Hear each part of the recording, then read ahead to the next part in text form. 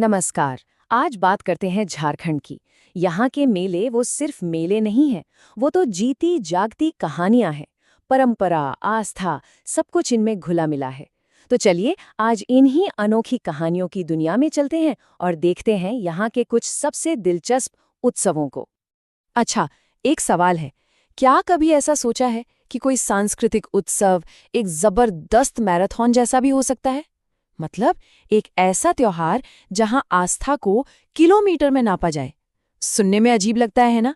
पर यही सवाल हमें झारखंड के एक बहुत ही अविश्वसनीय मेले की तरफ ले जाता है।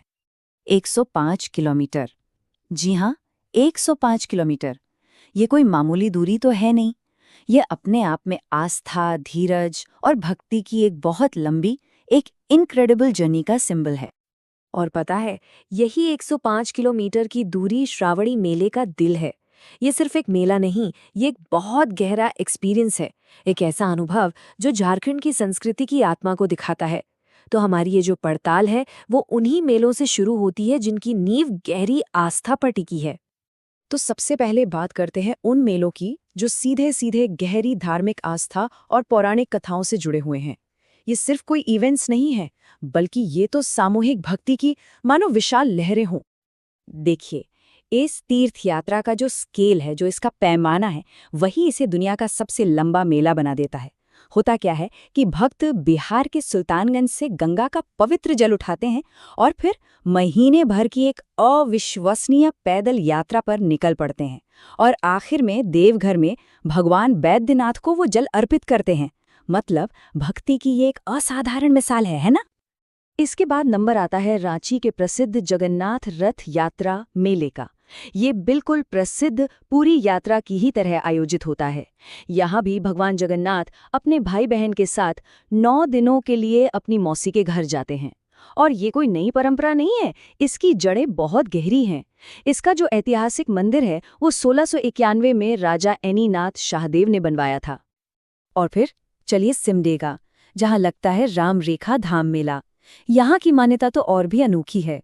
ऐसा माना जाता है कि वनवास के दौरान भगवान राम, सीता जी और लक्ष्मण जी कुछ समय के लिए यहीं रुके थे और चट्टानों पर अपने पदचिन्ह भी छोड़ गए। तो ये मेला उसी डिवाइन प्रेजेंस का, उसी दिव्य उपस्थिति का एक उत्सव है। अच्छा, तो आस्था की इन यात्राओं से अब थोड़ा आगे बढ़ते हैं। अब उन मेलों को देखते हैं जो सीधे इतिहास के पन्नों से निकल कर आए हैं और जो अलग अलग समुदायों को एक धागे में पिरोते हैं। कह सकते हैं कि ये मेले झारखंड की कलेक्टिव मेमोरी का एक जीता जागता खजाना है। यहाँ पर ना दो बिल्कुल अलग अलग इतिहास सामने आते हैं। एक तरफ है दुमका का हिजला मेला।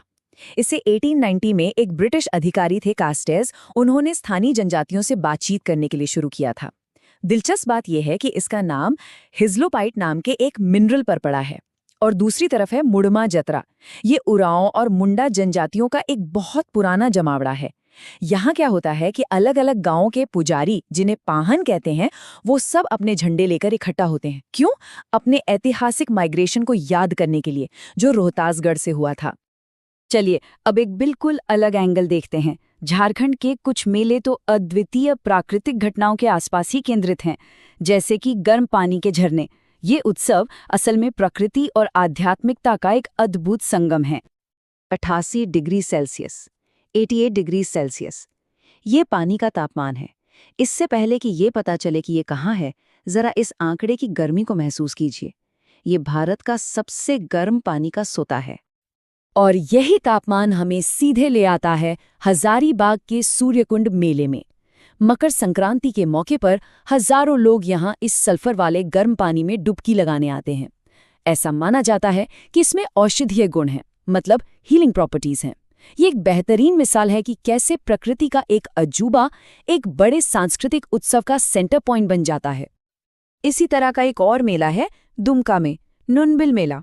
ये भी एक गर्म पानी के सोते के आसपास ही होता है, पर यहाँ की परंपरा थोड़ी अलग है। यहाँ तीर्थयात्री स्नान करने के बाद नमक और बताशे जैसी अनोखी चीजें चढ़ाते हैं। है ना कमाल? ये प्रकृति के प्रति आभार जताने का एक बहुत ही सरल लेकिन गहरा तरीका है। चलिए अब झारखंड की डाइवर्सिटी को समझने के लिए कुछ और अनोखे मेलों पर एक क्विक नजर डालते हैं। एक लाइटनिंग राउंड जैसा, क्योंकि हर मेले की अपनी एक अलग ही पहचान है। तो सबसे पहले लातेहार का भूतियार मेला, या कहें तो भूत मेला। जी हाँ, बिल्कुल सही सुना। ये एक ऐसी जगह है जहां ओझा गुनी पुजारी बुरी आत्माओं को दूर भगाने के लिए खास अनुष्ठान करते हैं। ये बात इसे एक बहुत ही रहस्यमय और अनोखा आयोजन बना देती है। इसके बाद है चतरा मेला। ये मुख्य रूप से एक बहुत बड़ा पशु मेला है। ये कॉमर्स, ट्रेड और ग्रामीण जीवन का एक बहुत इम्पॉर्टेंट हब है, और यही चीज इसे राज्य के दूसरे आध्यात्मिक मेलों से बिल्कुल अलग खड़ा करती है। और आखिर में सिमडेगा का गांधी मेला। इसकी सबसे खास बात है इसकी टाइमिंग। ये मेला 26 जनवरी यानी हमारे गणतंत्र दिवस पर शुरू होता है, तो ये संस्कृति और देशभक्ति का एक बहुत ही यूनिक ब्लेंड बन जाता है। तो जैसा कि हमने देखा, झारखंड का हर एक मेला अपने आप में एक कहानी कहता है। कोई आस्था की, कोई इतिहास की, कोई समुदाय की, तो कोई प्रकृति की। और ये सब देखकर एक सवाल मन में जरूर आता है कि हमारे अपने त्योहार, हमारे अपने उत्सव, वो हमारे बारे में कौन सी कहानियां बताते हैं। सोचने वाली बात है ना?